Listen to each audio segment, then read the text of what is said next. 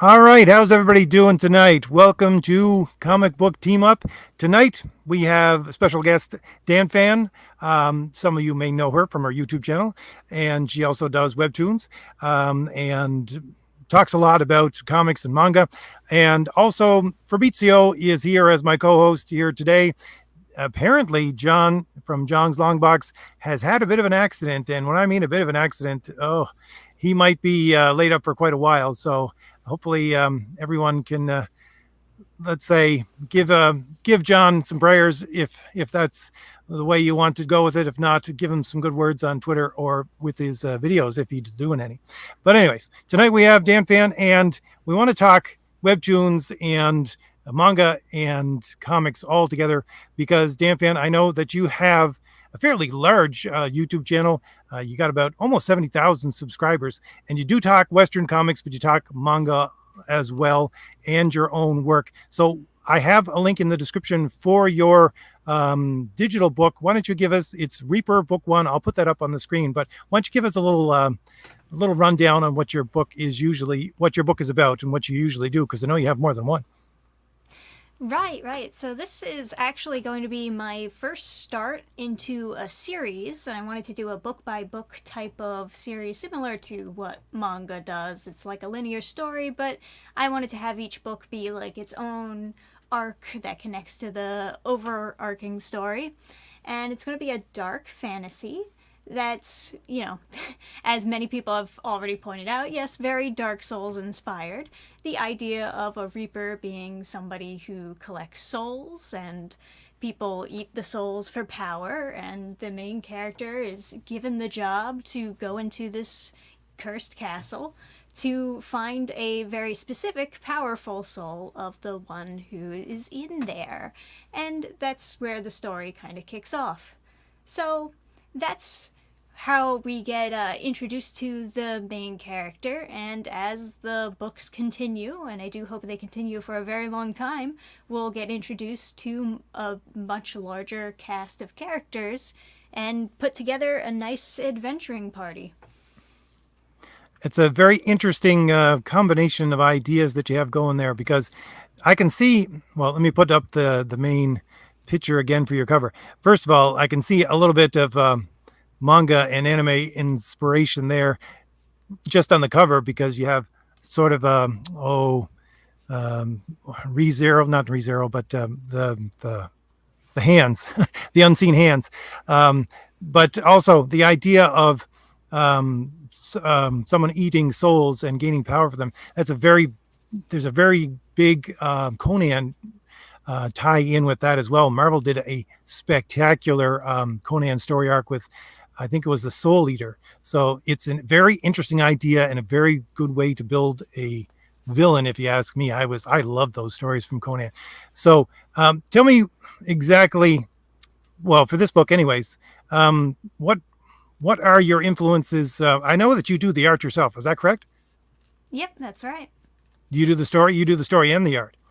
Yeah, I did everything. Well, it's a lot of work. what would you say that well, you had mentioned that you're more influenced, I think, by manga than by comics for this issue anyways, or for this series.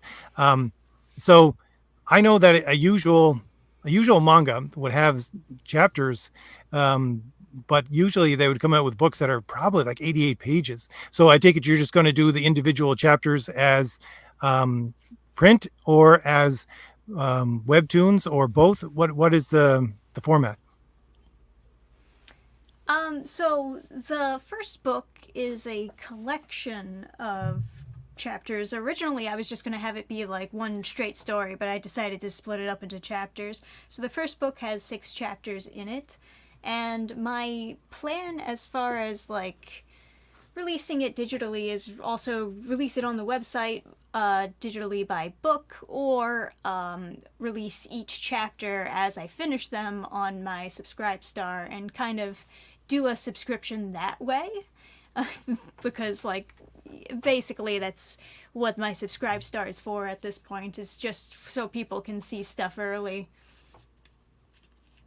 It's very interesting. I was just talking to Fabrizio about the fact that I do have a book that I was looking to do similar things with, and I couldn't figure out how to publish it because I wanted to do it online.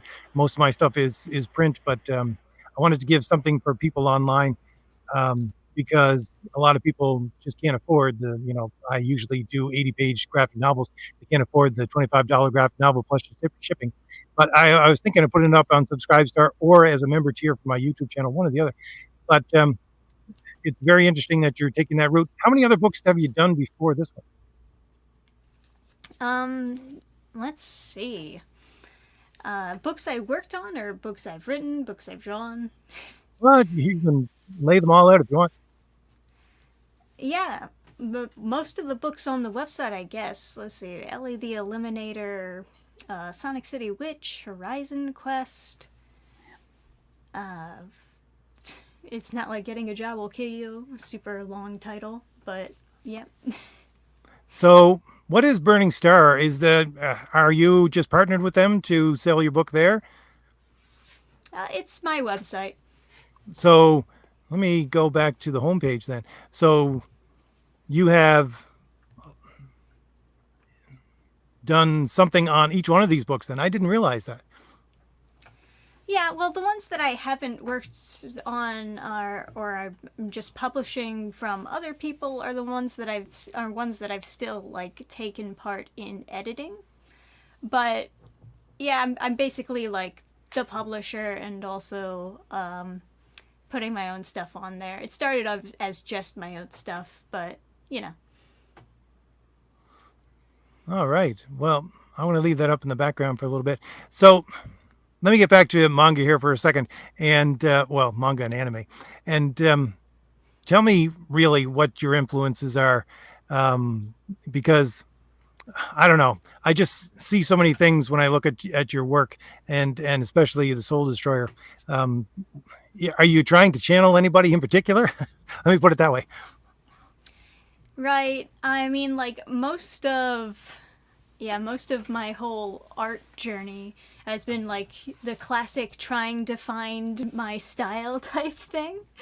But I guess this is just kind of the style that I fell into when I started Horizon Quest, and then with Reaper, I've just polished it up a little bit more. And well, I don't know if I would really name a particular manga that I'm necessarily trying to get the same style from, but definitely a lot of manga that I've read over the years has influenced it for sure. Of course, I always introduce my style as being a little bit more of a westerny anime. People probably can tell immediately upon viewing it that it didn't come from Japan. That it's got a little bit of a twist on it, you know. You said you do everything yourself.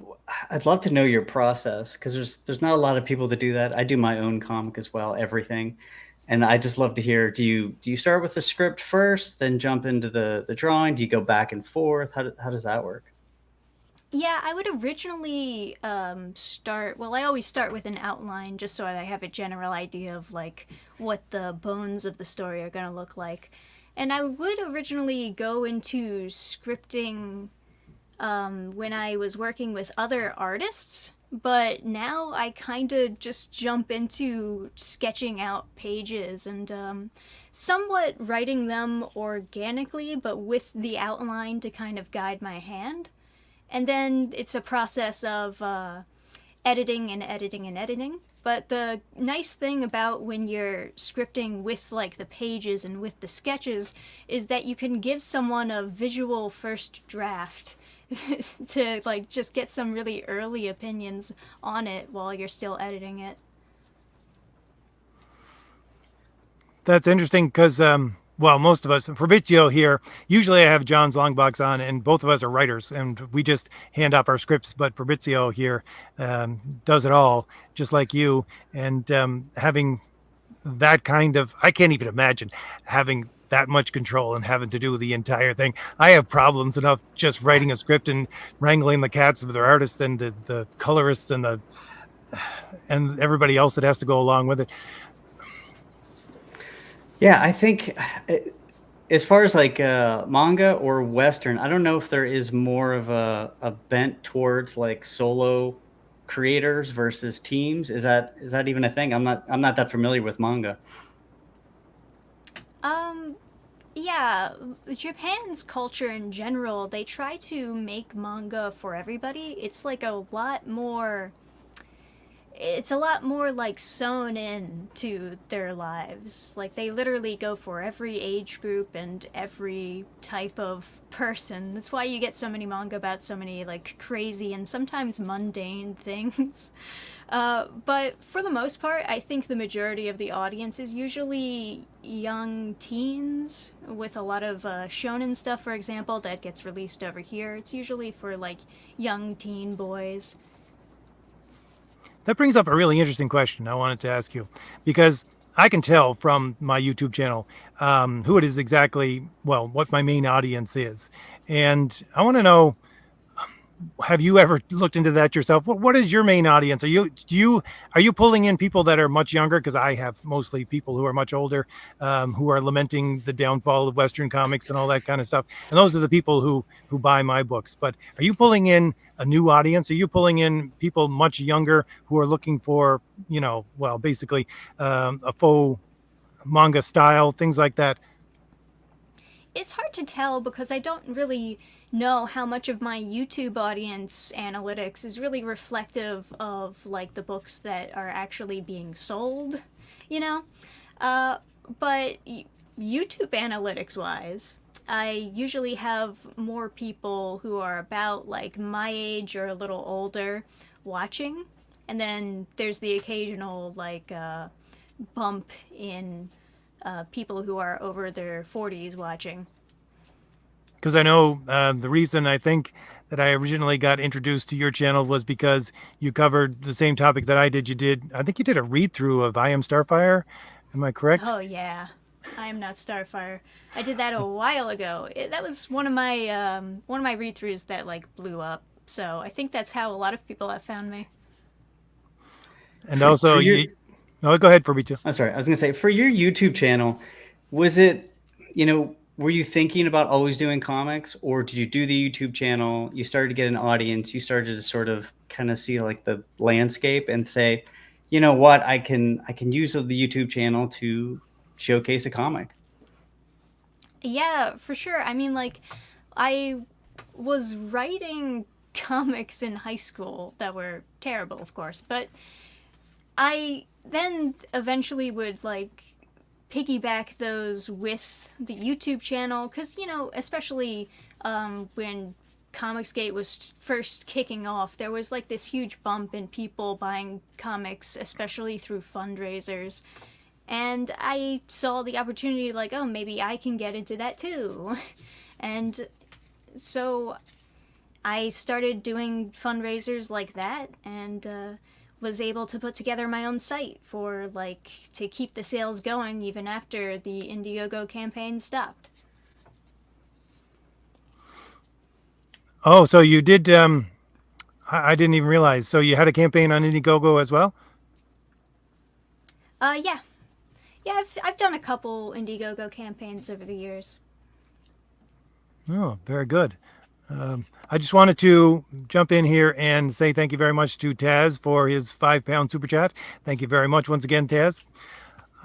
Just trying to keep up with the chat here in the site as well. As I always say on my live streams, I have Amish levels of technical skill.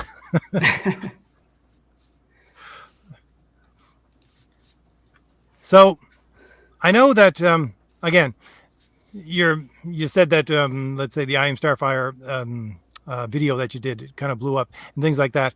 And one of the things that I cover, and I found that very few other people covered it, certainly over the last couple of years when I was doing it, was the Women of Marble stuff, which I think you did a read through of that as well. So tell me about what your history is with comics and what your history is. I mean, with Western comics and really where you think, if you think that it's going to even be salvageable. Yeah, so I got into comics, or a lot more Western comics, maybe like slightly later or mid-teens, and I would just be picking up stuff that was kind of random, mostly, or anything that I like would see around and be like, oh, I should check that out, and then I'd just binge the whole series. I was like, I grew up with, of course, the Batman cartoons and Teen Titans and stuff, so I was like, oh, I should try to find the originals and read those comics. But of course, it's a little bit more difficult because who knows what the quote unquote originals are? There's just a bunch of different runs. So that also helped with the randomness of like reading them, and also it was hard to like find them in order and whatnot. But I did enjoy what I did read.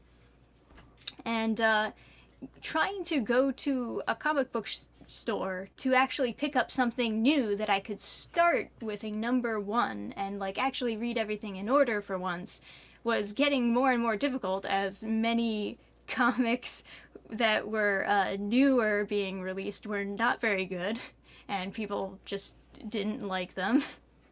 And I also kind of, I heard like the craziest stories from other people reading comics, like describing the absolute assassination of so many good characters.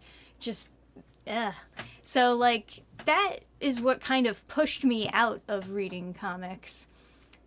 Despite the fact that there were a lot of the Marvel movies coming out, and I would still watch the movies, but I would be so hesitant picking up, like, any comics at the comic book store because, like, they're just getting bad reviews left and right, and people being like, oh, you don't want to read that, But is that, and then that leads us to today, Is there that problem in manga at all? Like the same sort of like character assassination that you were talking about? Not so much. I mean, there's of course remakes of like anime, and that's typically how far they go. Because like a single manga series, it feels like it could potentially go on forever if you give it the potential to, and One Piece is a good example of that. And sure, the writing can decline over the years, but they usually don't just get a new writer who completely changes what the character acts like or anything like that. It's usually always the same writer, so you can at least like depend on it to be written kinda the same that it was written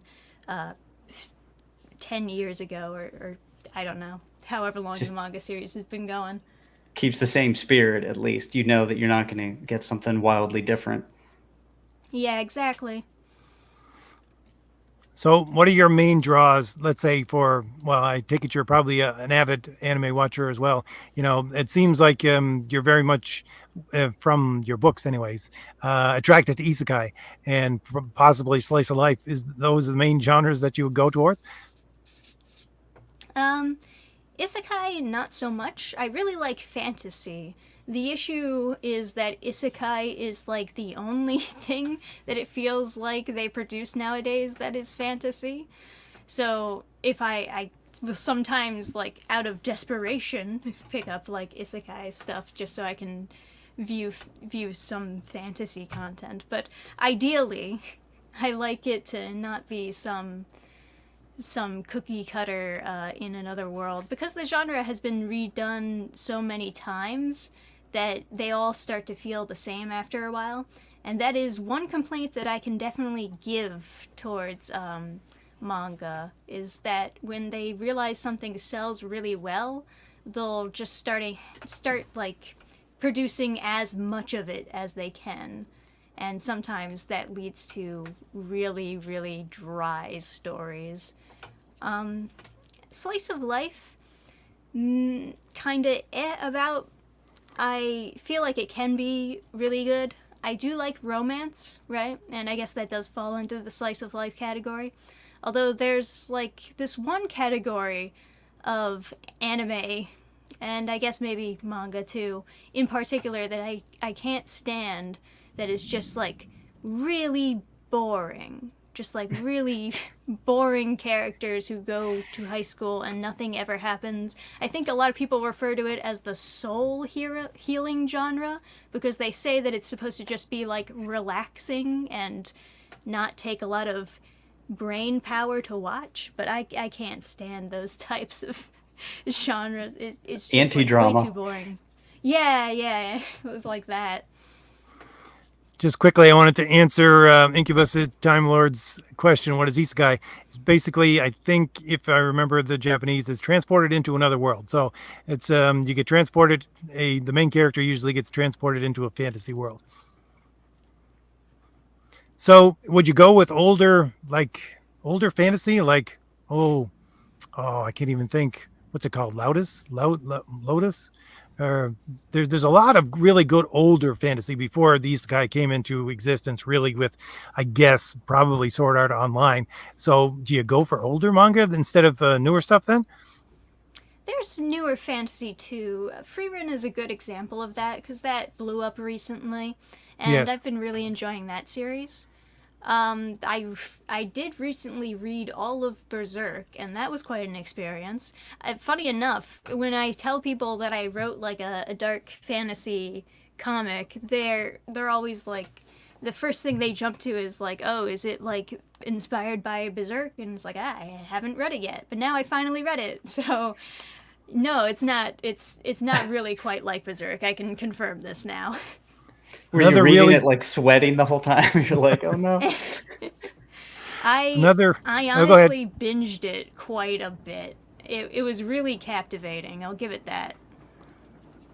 I find that Berserk is not really my thing, but I really like Claymore. If you've ever read Claymore, that's a really good. I've read all of Claymore. Yeah. Yeah, that I really found that the ending, certainly for the anime, anyways, fell down a little bit. I don't like the whole power up thing, but the fact that it's a dark fantasy world where you have these demons and basically the women who are infused with demon power. It to me, I would say that is better than. And I know most people would probably think I'm being sacrilegious here, but I would say it's better than Berserk. Yeah, I find it to be kind of funny watching the anime, and they just like completely made up the ending. Like that doesn't happen in the original at all. It's completely like the opposite, but you know. Most people, when I tell them to go read Claymore, if they have read it, have the people say, I had to give it up because I could not, for the life of me, tell one character from another. It's very difficult, I know, if you're reading the manga, especially with no color. Yeah, because all the girls have like the same physical features. Yeah, basically. Yeah, I don't know if I've ever read manga. I think I started one a long time ago. So you guys are mentioning all these things. I'm gonna have to write them down. What's like the pitch for a person who's never read manga before? Like, what is the biggest difference between outside the character assassination you were talking about? Like, is it structure? I know the art's different, but like, what's the biggest difference? I think the biggest thing about manga that's really enjoyable is that it's very long form story and it's very character driven. And I think that's what pulls a lot of people in. But yeah, I mean, like all the different volumes and volumes of books can tell you that yes, they're very long and they're all linear stories, so they each are all interconnecting into each other. But you're also getting a lot of content per book. Usually a manga runs for like 100 to 200. Sometimes if you get the really big, thick ones, it'll be like 500 pages. And that's just one book. And, compared to comic issues where it's more like 24 pages, you get a good bit of content in there. I always wondered. So with Western comics, a lot of times you do the read through, and you go back and you kind of savor the art. Do you do that with manga at all? Is it more, like you said, more character and story where the art served its purpose on the initial read through, and then you're kind of done with it? I don't know if that makes any sense. No, it totally makes sense. I think it depends on the manga. A lot of comedy manga is going to be very lax on the artwork for sure. But if you're reading something like Berserk, that artist is like particularly well known for doing extremely detailed backgrounds. And in fact, I'm sure that you've probably seen some of the art just around somewhere on Yep, Google I have. Images because people share it quite a lot. He has really intricate like drawings of castles and dragons, and like the detail is insane on some of those backgrounds, really. Yeah, that was the one book that really caught my eye. We're like, yeah, I should check that out. Yeah, it is very adult and dark. I will give it that. Is Reaper adult? Is it age, like what age range are you thinking for that? I would say that it's more so in the age range that a lot of people would classify shonen manga. So I put it as 14 plus. But no, it's not. It's not dark in the same sense of like how dark Berserk is. One of the other, and I know people usually pile on me when I say this, but I really like Land of the Lustrous as a fantasy manga and anime. To me, you know, I think that's where we need to go in the future with, at the very least, because the whole thing was computer generated, right? When they did the anime, and it was superbly done. Do you find that kind of fantasy appealing as well? Land of the Lustrous. That does sound familiar. I might have like bought the digital version of that and just like forgot to read it because I do that quite often, especially when they run these like sales, these digital sales on manga. I buy so many of them and then just forget about them. It's a really Easier to unique. remember when you have like a physical book laying Yeah, around, I guess. it's a really unique storyline. I found it anyways because basically it's projecting the Earth into the future, and they're developed three different kinds of people. Ones that were made of the soul, ones that were made of the bones, and ones that were made of the flesh. And the main characters are basically, I would call them, I don't know, this is my interpretation, but I would call them basically robots, but they're made out of gems, and they grow, right? It's extremely, like, I mean, if you want fantasy, I would think that that is top tier fantasy. Um, well, anyways, it's one of my favorite. Certainly, it's the best, if I ask me, computer generated anime that's out there. They did just superb work on that. Um, so, what about science fiction and fantasy? Are you drawn into that genre as well? Because there is really a lot of good, older, anyways. I find science fiction and fantasy for both anime and manga. Yeah. I mean, definitely for sure. I also like did a huge binge on the classic Battle Angel Alita, and that series was quite like if you're once again if you're looking for like really detailed awing art pieces that you just stare at the page for a long time. That's another good example is Alita.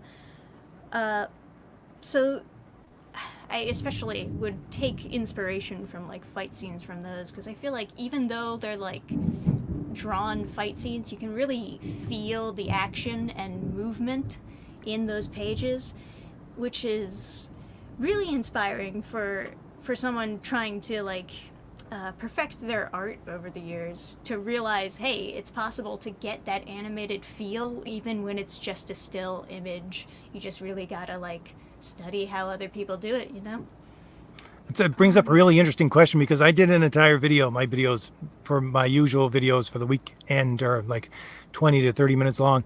But I did a video basically comparing and contrasting the difference in fight scenes with American Western comics and anime and manga. And I was just breaking down how much there is a difference within how they treat the panel and how they show movement and things like that, and what the difference Mm. is. And I found one of the main differences was that, you know, for American manga or American comics, they show the impact, whereas, you know, for one of the things for manga is that they show the result of the impact, things like that.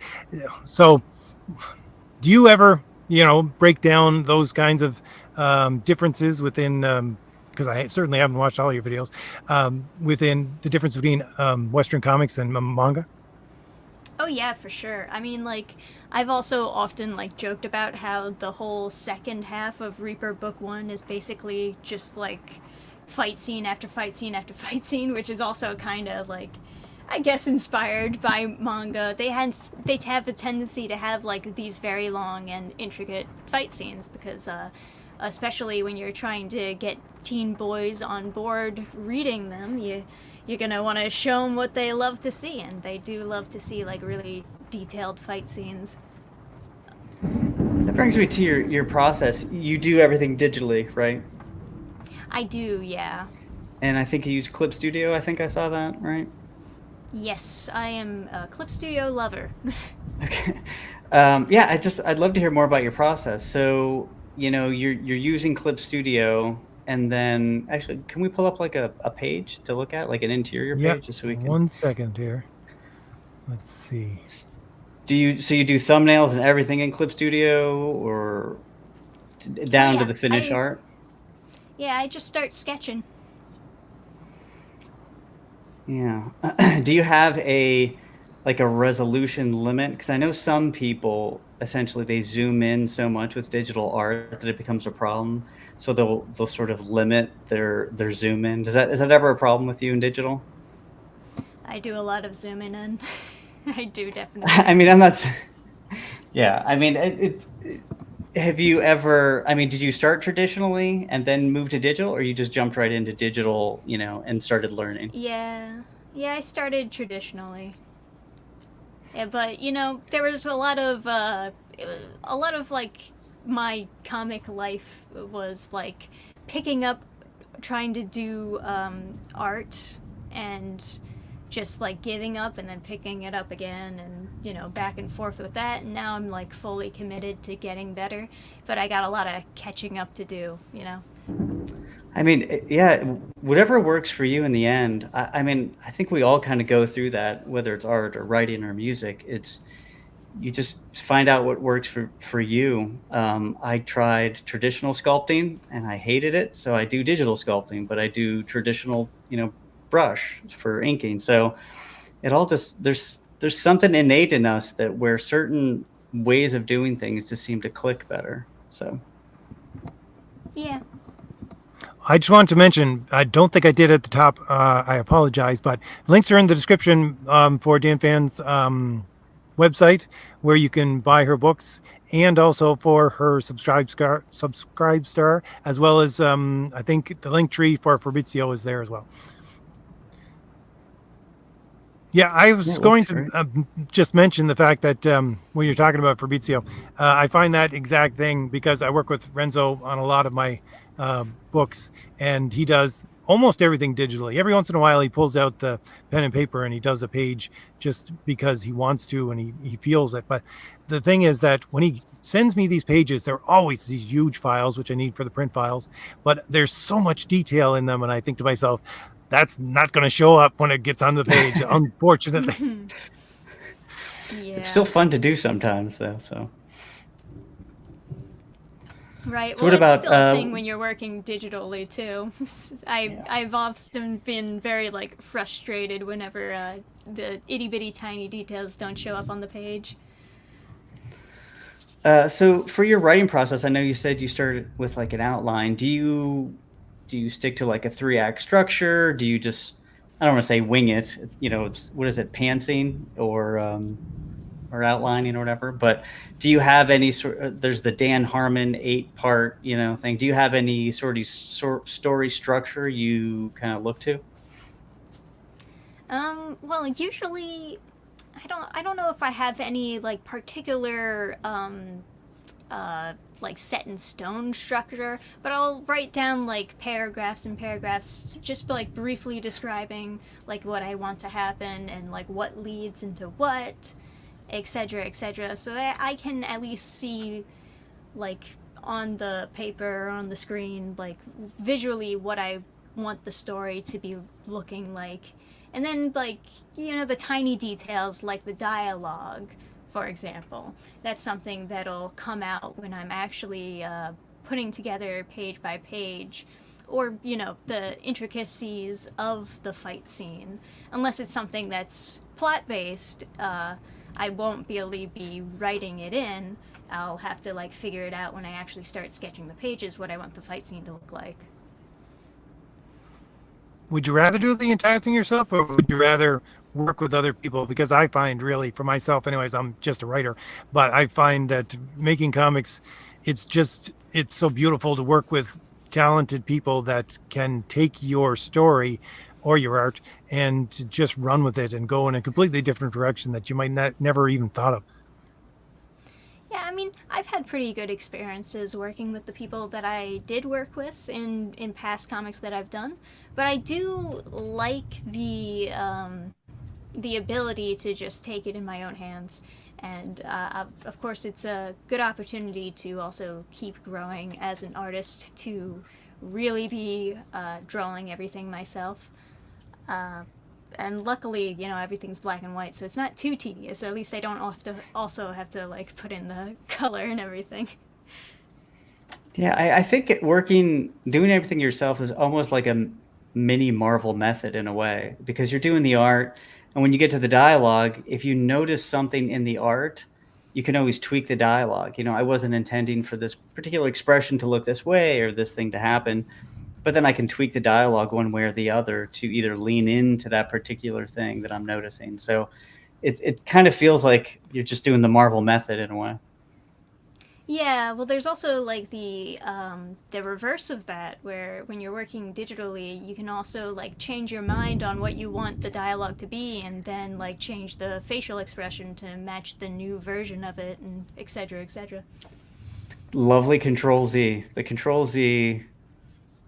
I sometimes I imagine Control Z when I'm drawing, and I might mess up something, and in my head I'm like, just hit Control Z. I'm like, there's no Control Z. Yeah, it does become quite a habit.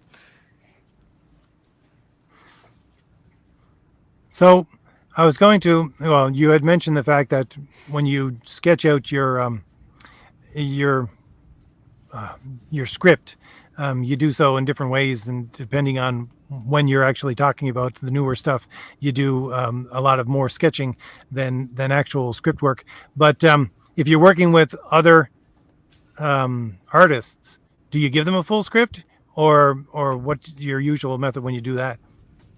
Yeah, it's actually kind of funny. Part of the reason why I eventually would just start with sketching out things instead of scripting things is because when I was working with artists and I would script everything for them, I ended up also making sketches for them additionally, because they always like wanted also to have a visual reference for everything. So I would still be doing artwork even when I wasn't like the artist or the official artist for the comic. But at once I was already doing that, I was like, well, why don't I just like skip the script method and just go straight to sketching up the pages instead. And I think that's been working out for me so far. Yeah, it looks great. Did Have you? you? Oh, I'm go sorry. ahead. No, go ahead. Have you submitted to Webtoons at all? Have you ever done anything with Webtoons before? Maybe when I was like a teenager.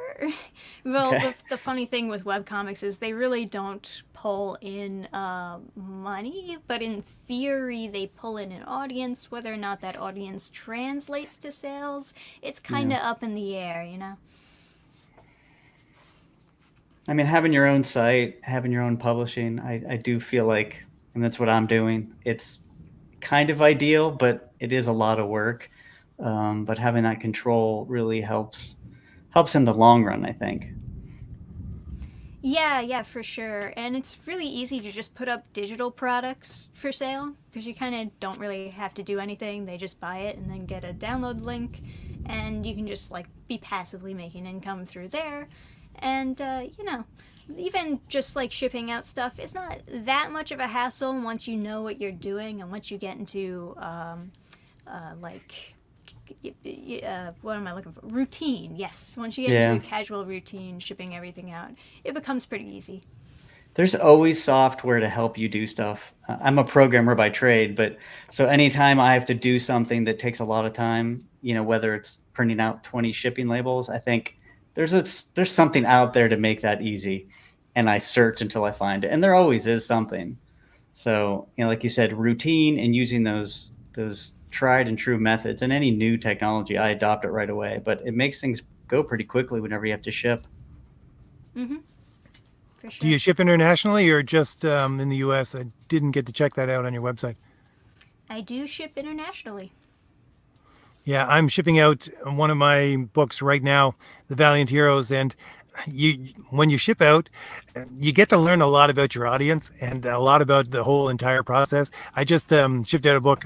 Usually, my books weigh somewhere around the fact that it's going to cost me about $25 to ship internationally. Then I went to send one to New Zealand yesterday, and it jumped to like $55. Whoa. Oh my goodness. You can just buy a Yeah. ticket and hand deliver it. You gotta get that pirate ship simple export rate. Yeah, that's what I use. I always love the fact that well, for me anyways, I can see a lot of my audience in the shipping labels because when I get my books printed off, I also get the labels for everybody because I package them myself. First time I did it just because I wanted to see how much work it would be. Second time I was like, I might as well. But I get to see my audience that is coming from my YouTube videos and actually buying the books. It's really amazing to actually connect with people that way. I find it's a lot more personal when I do it myself anyways. Yeah. So Fabrizio, So I know that well, you originally were publishing with Alterna, but your campaign right now, or what is the, just to switch over for 1 second, I sure. completely forgot, what is the structure of your campaign for Horace Hoover now? So I'm just selling directly on my site. So it wasn't a crowdfunder or anything like that. I really just, Right. I just wanted to get the books out as soon as I could. And that seemed to be the best way to go for this particular go around. So issue 1, 2, and 3 are available on the website. And when I run out, I'll just get a new shipment and print directly. Moving forward, we'll see issue 4 and 5. That might change, but right now it's all direct, digital, and regular print stuff. So it's working out well. If I had thousands of orders, it would be a little different. I might approach it differently, but this seems to work with my schedule, and people seem happy with it. So. I was going to ask also, Dannphan, how well, I know that you have Subscribestar, and I've been over there, and you say you publish a lot of stuff on there as well. But do you have a large base that is transferring from the YouTube audience to your Subscribestar as well? Well, it's always like a fraction of a fraction, right? I think sometimes people are going to the Subscribestar just to support me continuing to make YouTube videos. Sometimes they're doing it because they buy the comics and they want to see the comic stuff early. So it's, I also don't really promote the Subscribestar as much, and I'm sure that also plays a big part in it. Who knows if people even remember that it exists. But I wouldn't say it's a large portion. Normally, people say like the fraction of your fans that actually turn into buyers is usually kind of super low. I see someone in the chat said like it's 10%. I would say maybe even lower than that for some people. Do you find, I don't know, again, not familiar with all of your videos, but do you do a lot of collaboration with other YouTube creators? Because that's one of the reasons why I like to do comic book team up. I do it on every Wednesday, either on this channel or with John's Longbox on his channel, because it's really, there's an entire world of people out there who wants to do similar things that you do or that I'm doing for publishing their own comics. And you just got to connect to them, and it's really difficult sometimes. And I get people in my comments all the time saying, how do I find an artist? How do I do this? How do I do that? And it's the connection part that it's the hardest, if you ask me. Oh yeah, for sure. It's like kind of funny how like I've met a lot of people just by like the classic social media follow, and then you get a follow back, and then you figure, what the heck, I'll message them and say hi, what's up. But there's a lot of recommendations I hear get thrown around on how you're supposed to meet people, but there are also, like, additionally, as many writers there are out there looking for an artist, there's also artists looking for writers, and it's just a matter of doing your best to find them wherever they may be. There's entire like forums dedicated to it and everything. I find the most difficult thing that I've ever done in that vein is the fact that for my last book, which is The Valiant Heroes, there's an 8-page silent story, which I got done by a manga artist, who actually a manga studio, which was in the Philippines. But trying to get an actual manga artist from Japan, because I'm working on a book, Artemis, which will be coming out probably next year. But I had to find someone in Japan. I wanted someone that, was an artist in Japan and knew manga inside and out, because I wanted a traditional manga feel to the book with the art and everything else. And trying to find someone, I know there's the language barrier there as well, but trying to find someone to do that, like, as you mentioned, your art, you can tell that it's American inspired manga art, and I can tell the difference when I'm looking at the stuff from Light Studios, that it's Asian, but it's not exactly Japanese. And trying to find someone in Japan that knows exactly manga, that is a manga artist and living in Japan and knows the entire thing, that was the most difficult thing ever. I searched and searched. No, yeah, I can imagine. Although I guess what is it, pixiv.net, you can like usually find a lot of people on there, but you have to like really search for someone who knows English as well. Yeah, it's always a roll of the dice anytime you work with somebody in a different country, somebody that you haven't worked with before. And then it's like finding a good mechanic. Once you find that mechanic that you trust, you hold on to them for dear life. So I think that's the same way with artists and writers. Oh yeah, especially people that can hit deadlines. Yes. As I always say, me being the writer and the producer of the books, it's like wrangling cats, because I got, the artist, and usually I have a secondary artist, and then you got the letterer and the colorist and everything else. It's a job. Yeah, a lot of moving Yeah. parts. I also want to give a shout out to Sound Engraver. Thank you very much for the super chat, Sound Engraver. I always give a shout out to Sound Engraver. She has her own channel that focuses on the more musical side of similar things to what I do here. I did want to ask about your publishing. Do you plan on just self-publishing, or are you going to publish other writers and creators? Yeah, so I've published a few other indie comics on the website. Let's see, Crazy Copy Yuzuki and The Way Long Back and now Hiring are all from other people that are not me, but we're just looking for a host to sell their comic on and kind of get their start. And I do my best in all of my videos to also do a plug so that there's always like traffic going there, and hopefully they get sales where they can. That's great. Yeah. Do you? So are those digital and print? I guess they are. Yeah. So Yeah, do you? some are available in print and some are just digital. Okay. I'm planning to, instead of like campaigns in the future, I'll be opening up pre-orders directly on the website for printed copies of everything. I was really amazed, honestly, when the first time I got one of my graphic novels in my hands, and then this last time I did floppies as well, because I broke the entire graphic novel down into 3 parts, and I just published each as a floppy comic. To me, I don't know, I'm old school because I love the feel of a comic in my hands. Mm-hmm. Yeah, it's always better when you get a physical version. Yeah, I have found that I actually like all three versions of comics. So I like the floppies, I like the collected for another reason, and then I actually have been liking digital for references. So, as far as that initial read, the floppies are sort of like my ideal, but then I like to store them away so they don't get smudged or torn, so that I'll get the trade. And then whenever I'm drawing, I reference comics all the time and just kind of like page through them. Having those digital books is actually really nice.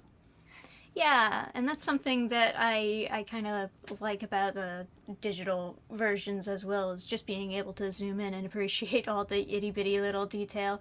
Well, as alternatively, you'd have to like put the book to your face, or the detail just wouldn't come through. Maybe it would be like too blurry, too up close. You But just pull out your monocle; it'll be fine. yeah, right. Everybody has a monocle, right? I mean, So I was just looking through the stuff in Burning Star here. Is Sonic City Witch your book as well? I didn't get to. Yeah, so I'm the writer, and Alex Lopez is the artist. We got an interesting comment that I wanted to pull up that George says here. He says, artists from the Philippines and Brazil are some of the best artists out there. And George, I want to say you're exactly right. With the people in the Philippines doing that manga art. And I do have Brazilian artists as well that I talk to on a regular basis. Just great guys. And I got people, a lot of good South American artists as well. There's a fellow that I'm going to have on 2 weeks from now. He's in Peru. He did some of the first fan art for Thomas Valiant. But yeah, one of the beautiful things about the internet is the fact that I get to talk to people and artists all over the world. And sometimes language is a barrier. Sometimes it isn't, because you use Google Translate. And I just love that fact. yeah, that works a lot better than well, I don't know.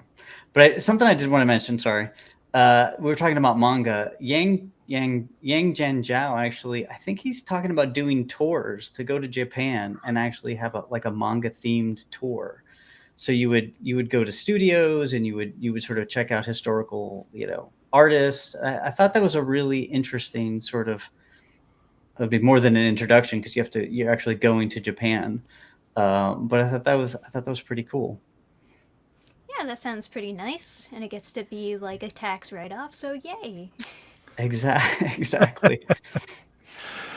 Yeah, I find that, again, the detail, because all I do sometimes is just go down a rabbit hole on YouTube, but the detail that manga artists put into just getting to the point of being a manga artist is amazing. I mean, we're North Americans, and the North American idea is do it until you're good enough. But to them, it's like it's a training regiment.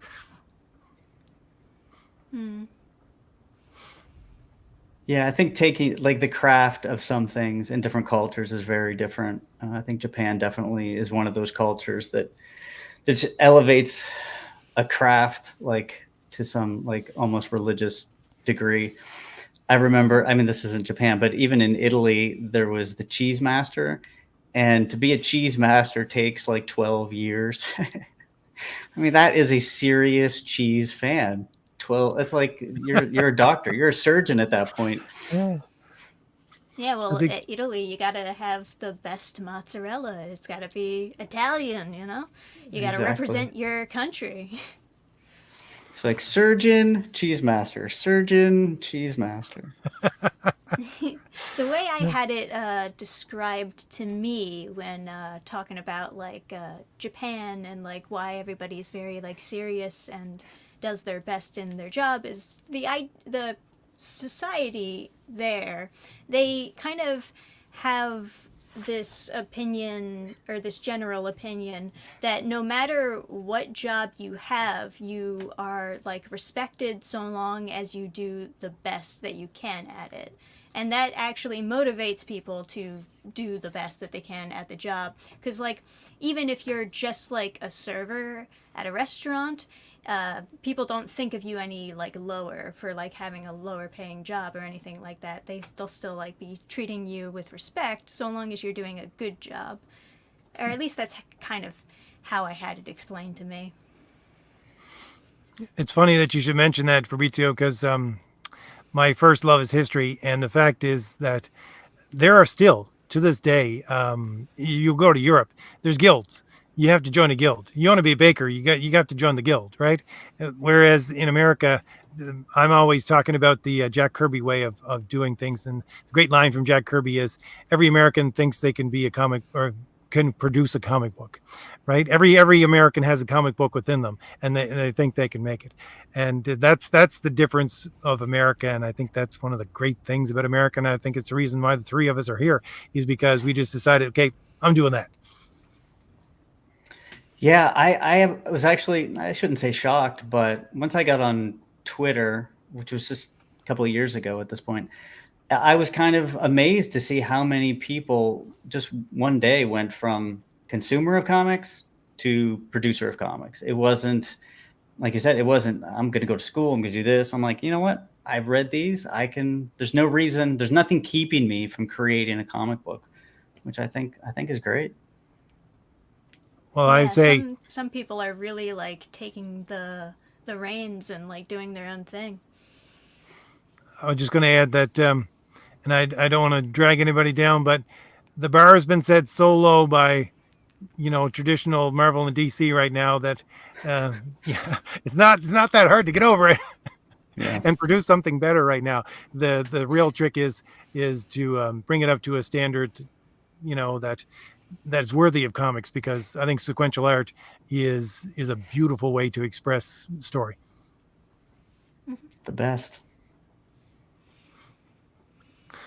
All right. Well, we're coming up to the end of our hour here, Dannphan, and I usually just like to do an hour because I don't want to keep anybody too long, and we'll leave them wanting more.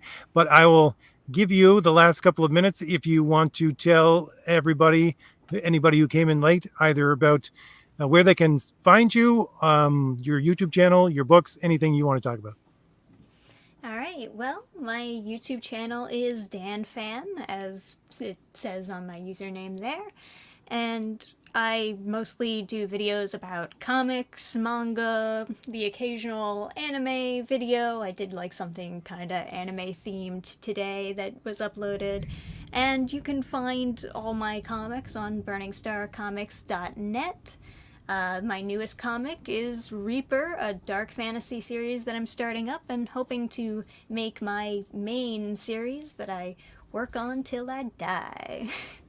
That's what they always say, right? This is the passion project that I work on till I die. But yeah, Knowing that's awesome. So, yeah, so it should be fun, and I also have a Subscribestar, of course, where I upload all the chapters early for people who like to be early readers. And that includes chapters for Reaper and also previews for Sonic City Witch, as that series is almost done. It was a mini series that was only going to be like 4 issues long.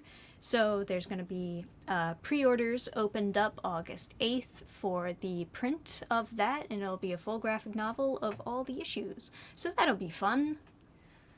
And I guess that's about it. Well, thank you very much for coming. And link is in the description. Links are in the description for, I think, both Dannphan's YouTube channel and for Burning Star, where you can purchase her books. And I want to thank Fabrizio once again for filling in for John's Longbox. And as I said, we'll see if John is coming back next week. We'll hope that he is not laid up for too long. But again, I want to thank you both for coming and talking comics and manga and anime for an hour with me. Thank you. Thank you. Yeah, good to be here. And I want to thank everybody in the chat, and I will just say I'll see you all later. Thank you very much for showing up. Bye.